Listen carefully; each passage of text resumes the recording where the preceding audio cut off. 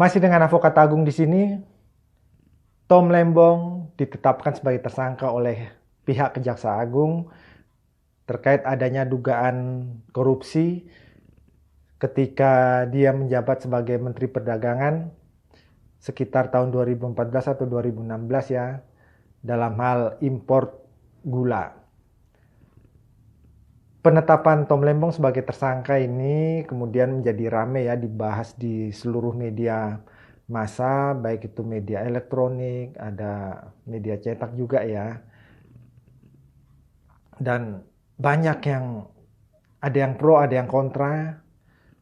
Tentu saja yang kontra menyampaikan bahwa penangkapan atau penetapan tersangka Tom Lembong ini adalah politisasi hukum. Terus juga ada yang mengatakan, kok sekarang baru ditetapkan menjadi tersangka? Terus juga ada yang mengatakan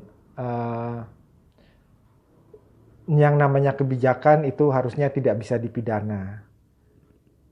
Seperti itulah, dan yang membuat saya sedih ya teman-teman ya, apa yang disampaikan ini isu-isu atau pendapat-pendapat atau opini-opini yang bunyinya seperti ini itu disampaikan juga oleh beberapa orang yang mempunyai latar belakang hukum ya, yang menyampaikan hal tersebut. Jadi sebenarnya tidak ada masalah kalau sebagai orang hukum ya.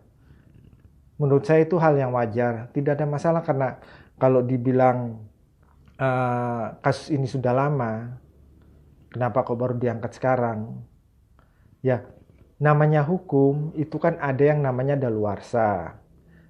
Jadi selama sebuah kasus, sebuah peristiwa pidana itu terjadi dan belum daluarsa, perkara itu bisa diangkat kok. Dan itu diperbolehkan oleh hukum.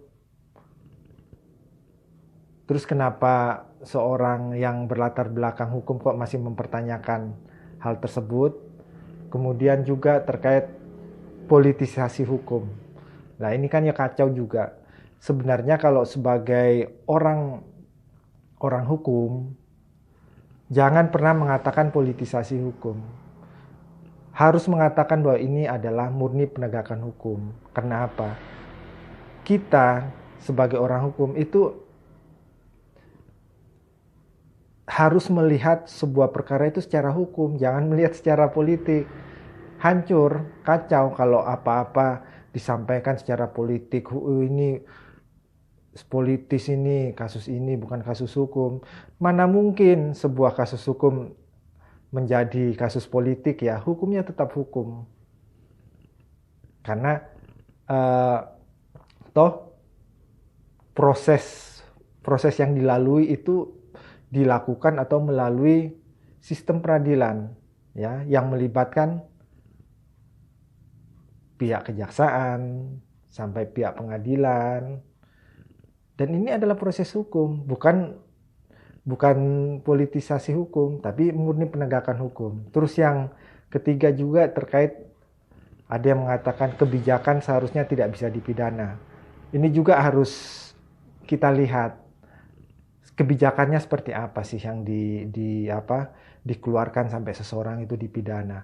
Yang pasti menurut saya ya, sebuah kebijakan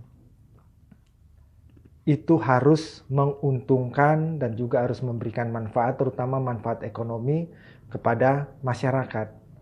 Jangan gara-gara kebijakan yang dia keluarkan itu pada akhirnya menyusahkan masyarakat. Ketika menyusahkan masyarakat juga pada akhirnya juga akan merugikan negara. Nah, kalau kebijakan tersebut itu merugikan masyarakat, merugikan negara, apa salahnya yang mengeluarkan kebijakan tersebut bisa dipidana? Dan kalaupun ia seorang telah ditetapkan menjadi tersangka, nggak usahlah nyanyi ke sana nyanyi ke sini, orang-orang yang berlatar belakang hukum bicara B, nggak usahlah ya. Sebenarnya orang yang ketika dia ditetapkan menjadi tersangka, ya sudah, dia kan ada punya haknya apa? Hak untuk melakukan gugatan pra peradilan terkait penetapan dirinya menjadi tersangka. Hukum sudah mengatur semuanya.